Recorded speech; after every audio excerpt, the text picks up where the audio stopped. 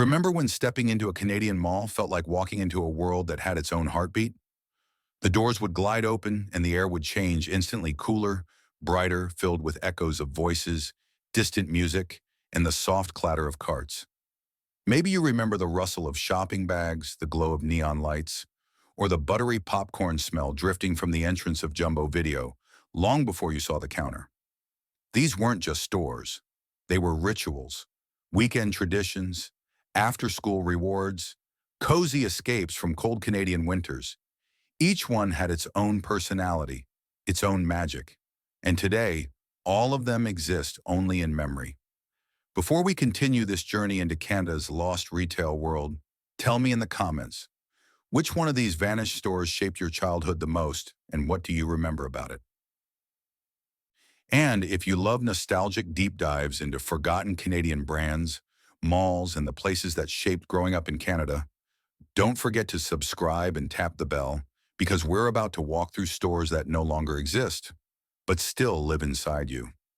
It's strange how ordinary places become extraordinary only after they're gone. Back then, these stores were just part of life errands, routines, quick stops with your parents, weekend outings you didn't fully appreciate until adulthood. But now when you close your eyes, the memories feel sharp. The lighting, the smells, the sounds, the feeling of being a kid navigating aisles that seemed huge. These stores weren't remarkable for what they sold. They were remarkable for the moments they held. And we begin with a name that once stood like royalty in Canadian retail: Eaton's. If you grew up near a downtown core before the late 90s, you remember the elegance, the polished marble floors, the hush of the aisles, the scent of perfume blending with new fabric, those brass elevators with uniformed operators, and of course the Christmas window displays that families lined up to see tiny worlds behind glass that made winter nights feel magical. Eaton's wasn't just shopping, it was an event. But when malls grew, trends shifted, and competition sharpened, the grandeur that once defined Eaton's became the weight that pulled it under. One day the script logo stood proudly above every city street. The next it was a memory Canadians carried like a keepsake from another era. If Eaton's was sophistication, Woodwards was excitement. Western Canadians remember the thrill of 149 Day, a jingle so catchy it lived in your brain all week. People planned their schedules around those Tuesday deals. Families lined up early, buzzing with anticipation. Inside, the store felt alive, the aisles packed with shoppers hunting for bargains.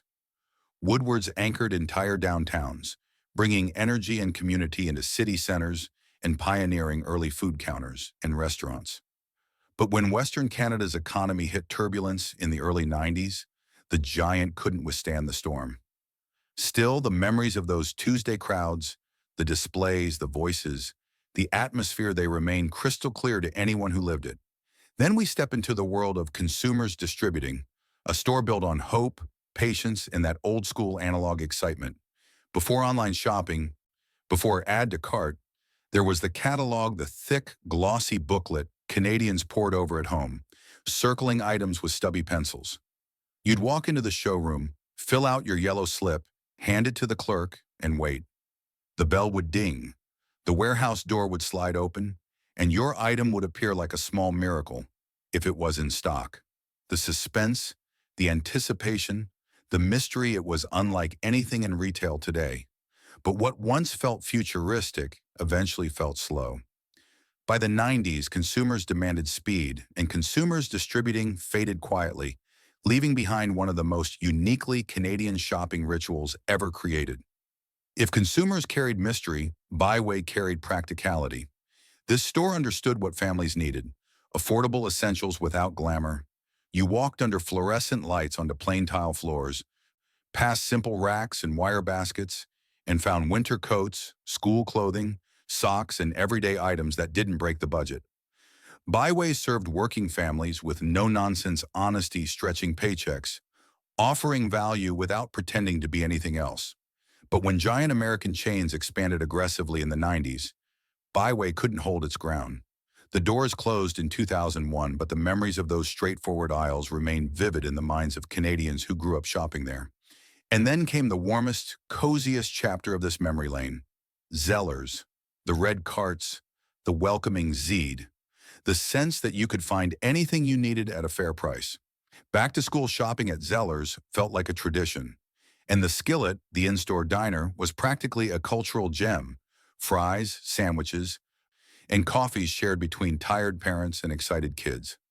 It wasn't glamorous, it wasn't cutting edge, it was home. But when leases were sold during Target's attempted expansion, Zellers vanished almost overnight. Canadians didn't just miss the store, they missed the atmosphere, the warmth, the simplicity. For music lovers, nothing compares to the glow of Sam the Record Man. That spinning neon sign on Yonge Street was more than a logo, it was an invitation. Inside, the store pulsed with passion. Staff weren't employees, they were music guides. You'd pick up albums based on handwritten recommendations, browse aisles of vinyl and CDs organized with care, and lose entire afternoons exploring genres you never planned to discover. But the digital age arrived swiftly, and even icons couldn't outrun it.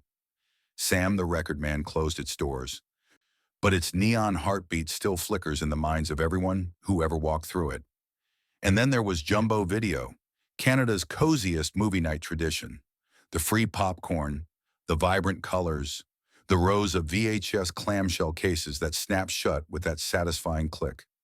Families wandered through aisles together, kids running to the family section while parents debated between comedy and action. Picking a movie was half the fun, but streaming rose fast and unrelenting, and Jumbo Video became another nostalgic echo of simpler nights. Some stores didn't vanish from failure, they vanished from being absorbed. Towers with its gold and brown branding, escalator hum, and practical housewares was a go-to for newlyweds and young families furnishing their first homes.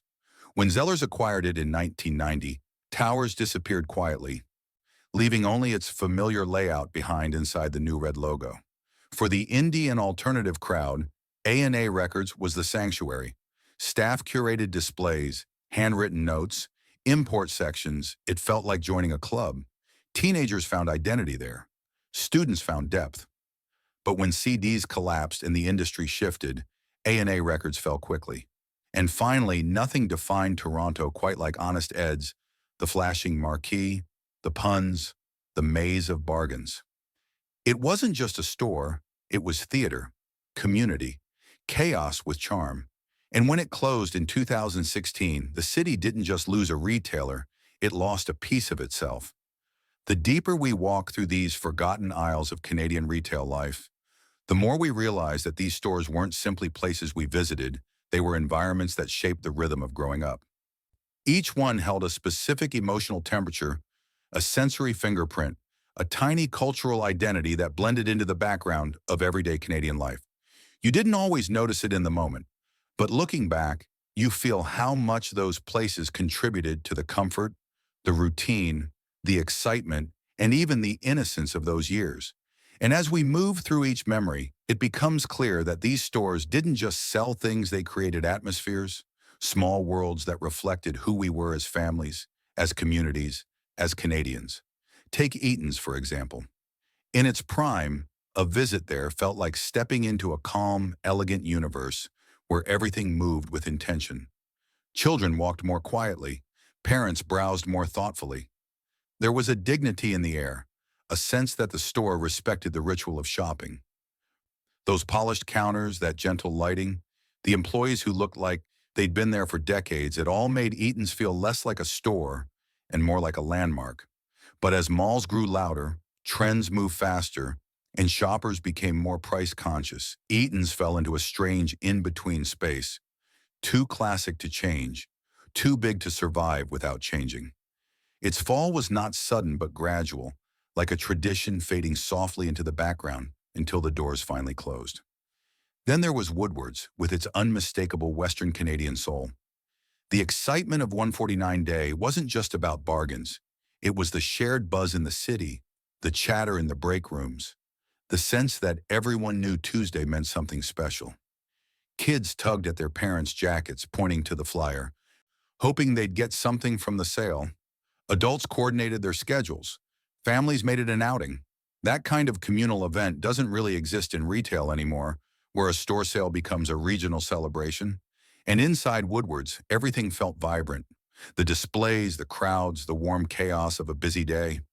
Stores like that didn't just function, they contributed to the culture. When the economic downturn hit and Woodwards fell under financial pressure, it wasn't just a store closing, it felt like a piece of regional rhythm breaking apart. And yet nothing captures Canadian analog nostalgia quite like consumers distributing with its iconic catalog ritual. Imagine trying to explain it today, a shopping experience where you couldn't actually see most of the items until after you paid. Where the thrill wasn't in browsing aisles but in circling product numbers at home, writing them on a slip of paper, and hoping the warehouse gods were on your side that day. Kids used to flip through those black and white pages for hours, imagining what the toys would look like in real life because the catalog photos never did them justice. Parents strategized gift shopping by comparing tiny printed details. And once you arrived at the showroom, the ritual unfolded the same way every time: the slip, the code, the wait.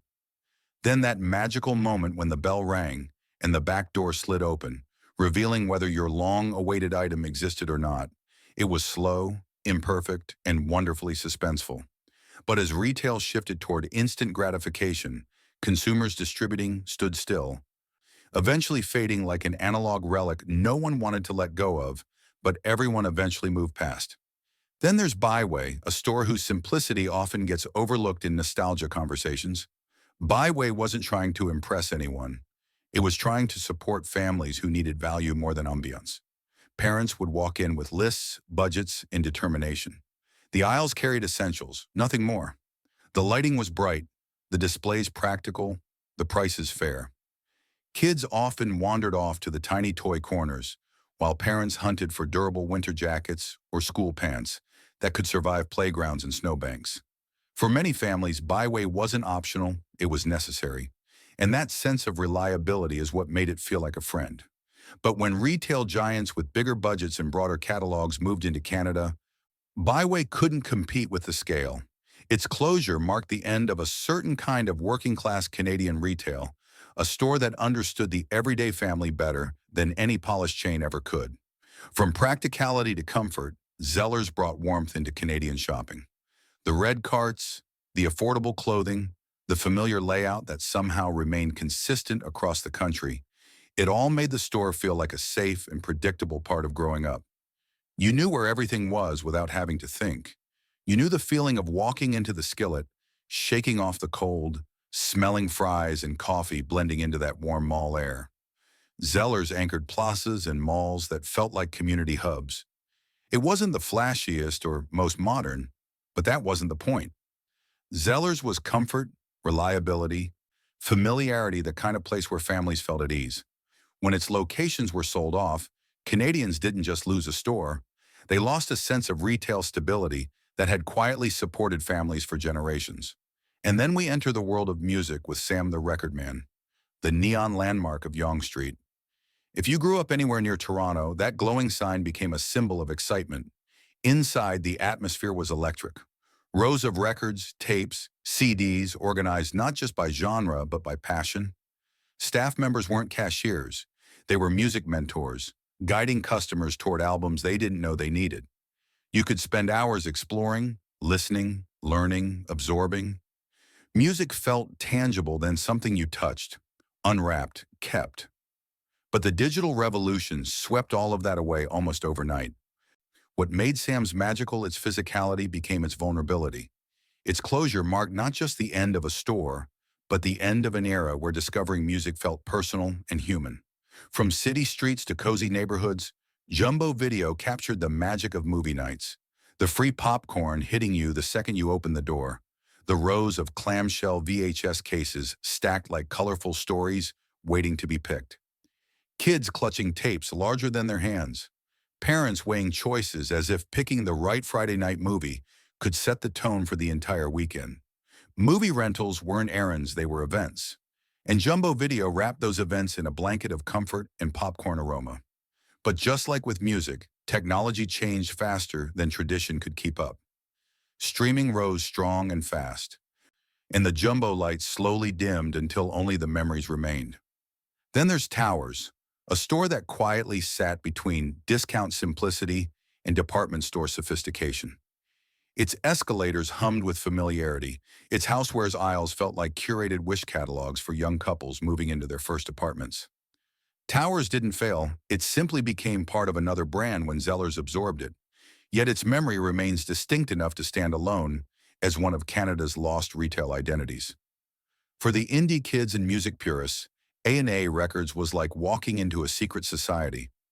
The handwritten recommendations, the passionate staff, the deep catalogs of jazz, punk, experimental, and local music, it was a place where real discovery happened. Those stores weren't just shops, they were cultural hubs. But once the CD crash hit and the industry collapsed, A&A couldn't survive the storm. And finally, Honest Ed's, Toronto's chaotic carnival of bargains, where every aisle felt like a maze and every sign a punchline. It wasn't refined, it wasn't modern, but it was real unapologetically, proudly real. And when it closed in 2016, the city lost not just a store, but a cultural heartbeat. The further we travel into these memories, the more we begin to understand something deeper. These stores weren't just places where we bought things. They were part of the emotional architecture of growing up in Canada. They held the background noise of childhood, the small rituals that shaped our families, the slow-paced moments that felt ordinary then, but feel priceless now. Every store had its own style, its own soundtrack, its own sense of belonging. And as each one disappeared, a little piece of Canadian life quietly went with it. These weren't just corporations collapsing, they were experiences dissolving. Think about how Eaton's shaped the feeling of going downtown.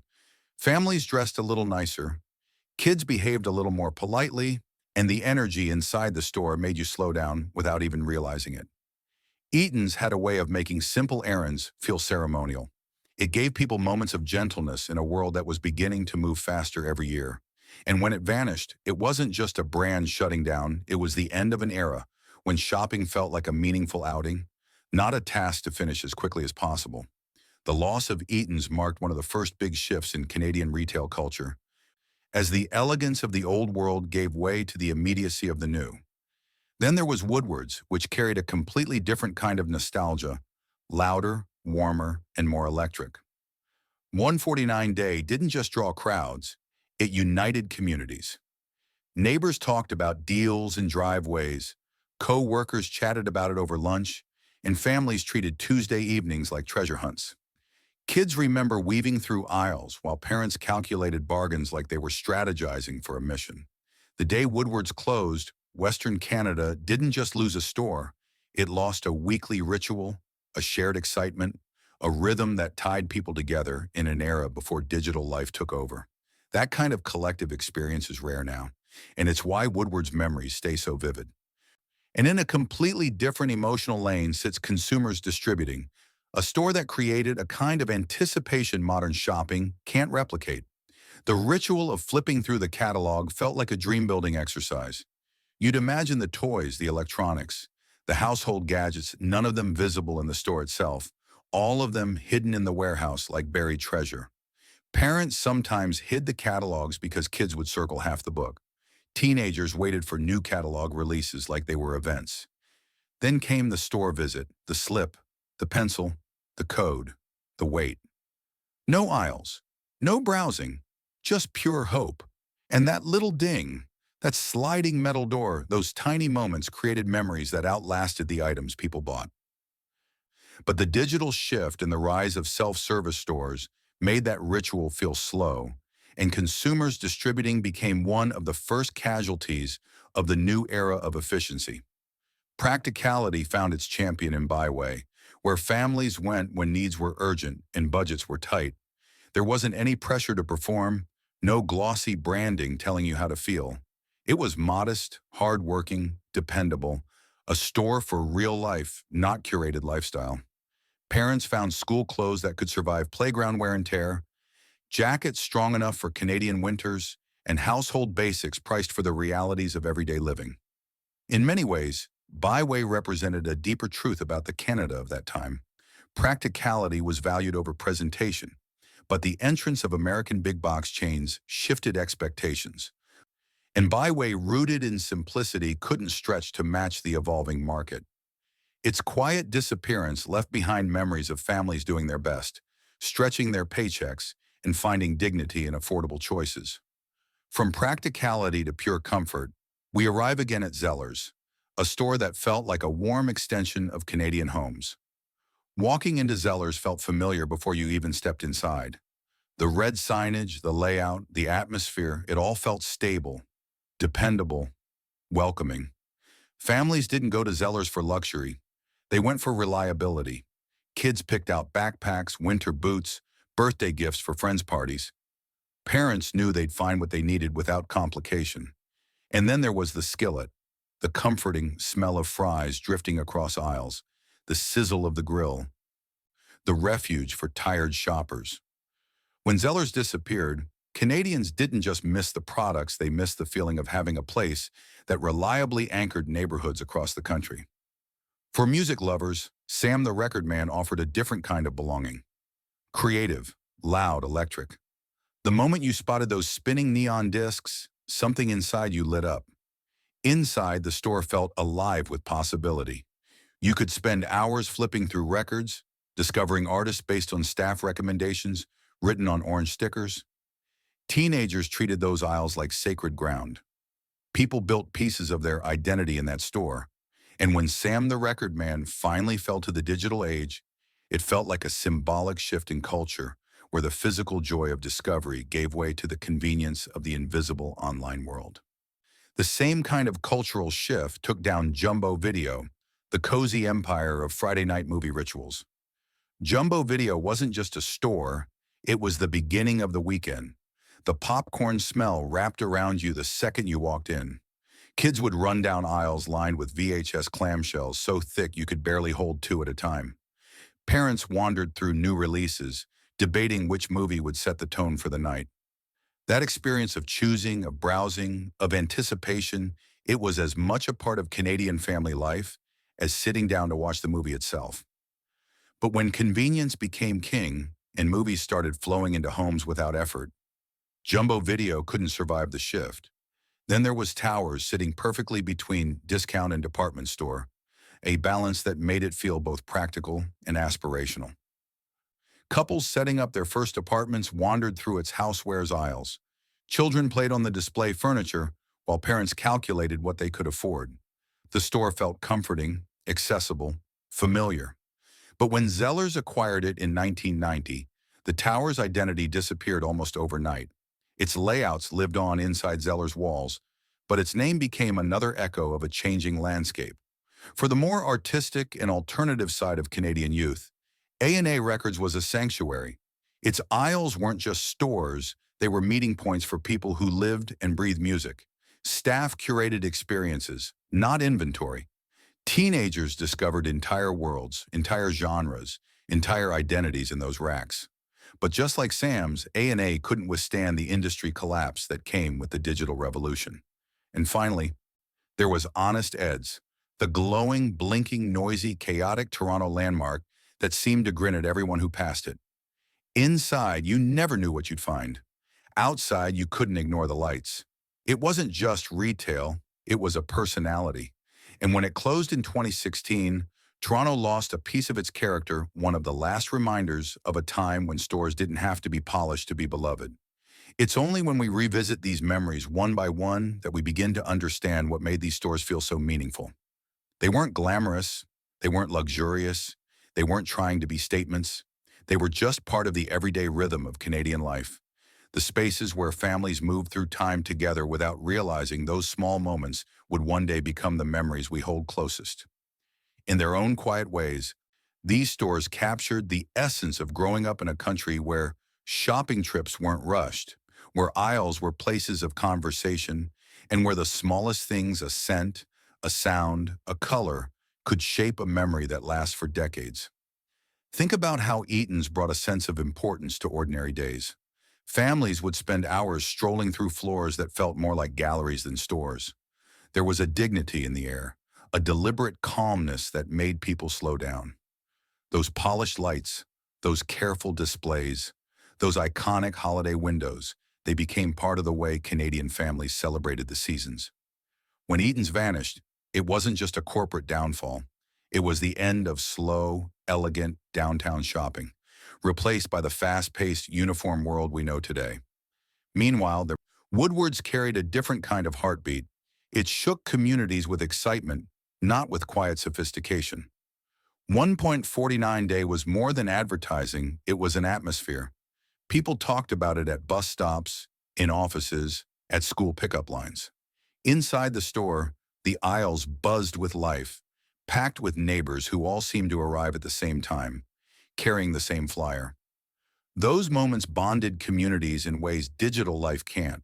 When Woodwards disappeared, an entire regional personality softened with it. The disappearance of consumers distributing marked another kind of cultural shift, the transformation from analog patience to digital immediacy. That tiny thrill of flipping through the catalog at home, circling items, imagining what they looked like in real life. That ritual taught a generation the joy of anticipation. Children learned how to compare options, parents planned early Christmas shopping, and each visit to the store felt like participating in a small adventure. The bell when the warehouse door opened, the reveal of the item, the disappointment when it was out of stock, all part of a uniquely Canadian experience. When consumers vanished, it took with it a style of shopping that taught us to slow down and imagine before we bought. Then came the disappearance of Byway, a store many families depended on quietly. Byway didn't pretend to be upscale. It didn't pretend to be trendy. It focused on what mattered most to everyday Canadians: affordability, practicality, and accessibility. It was where parents found winter coats that didn't cost a paycheck, school uniforms that fit growing children, socks, hats, scarves, and the everyday items families needed without stress. When Byway vanished, so did one of the last remaining symbols of a time when value mattered more than image. If Byway represented practicality, Zellers represented warmth. You walked into Zellers and felt at ease. Whether you were 10 years old or 40, you knew the carts, the aisles, the layout that rarely changed. And then there was the Skillet, where families shared fries and warmth after long days wandering malls. Zellers was the kind of store people didn't appreciate fully until it was gone. And when the signs came down, Canada didn't lose a retailer, it lost a comforting presence that had woven itself into everyday life. For music lovers, Sam the Record Man represented community. Browsing through CDs or vinyl wasn't just shopping, it was connection, it was culture, it was discovery. Staff recommendations felt like personal letters. The neon sign felt like a beacon. And when Sam's disappeared, music lost a little bit of its physical soul. The digital world may have offered convenience, but it couldn't replace the feeling of holding an album you discovered yourself. Movie lovers faced a similar loss when Jumbo Video faded away. That buttery popcorn smell, the clamshell VHS cases, the long wandering through aisles, it was all part of a ritual that brought families together. Choosing a movie felt like an event. Kids negotiated with parents, teenagers browsed new releases, and excitement filled the air. Streaming may be easier, but it can't recreate that feeling of holding a tape in your hands and imagining the night ahead. Stores like Towers disappeared not because people stopped loving them, but because the retail landscape kept shifting, absorbing familiar names into larger chains. Towers represented new beginnings. First apartments, first homes, early adulthood, and when the logo vanished, it quietly took those memories with it. Music lovers felt another heartbreak with the end of A&A Records, a home for indie discoveries and hidden gems. It wasn't just a shop, it was a cultural space where teenagers learned who they were through music. Staff curated not just shelves but experiences. When A&A disappeared, it marked the end of an era where music felt personal and local, not algorithmic. And then there was Honest Ed's, the joyful chaos of Toronto.